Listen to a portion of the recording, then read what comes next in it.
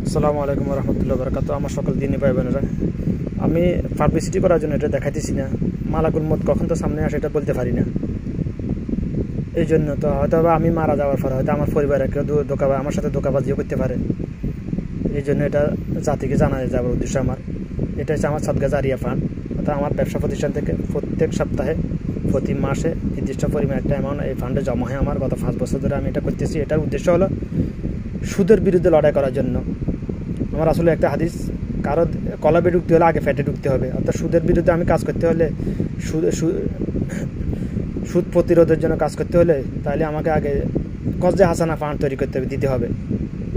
আমার কজে হাসানা যদি আমি না দিতে পারি তাহলে আমার সুদের বিরুদ্ধে কথা বলার অধিকার নাই। এই জন্য আমার এই ফান্ডটা তৈরি করা ইনশাল্লাহ ব্যক্তিগত। এই যে দেখুন লিখে আছে, এটা 5 বছর আগে এটা লিখে রেখেছি।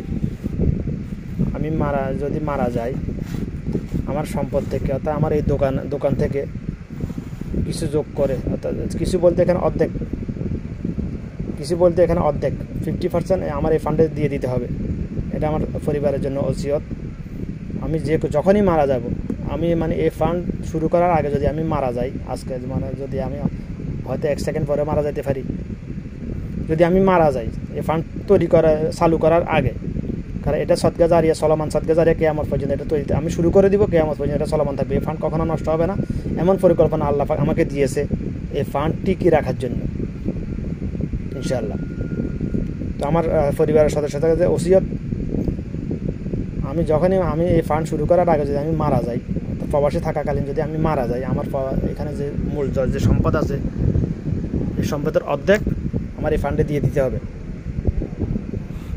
যদি না দেয় তারা দাবিদার থাকবে, এটার আমার কিছু করার নেই, আমি তো চলে যাবো দুনিয়া থেকে, বাস এতটুকু।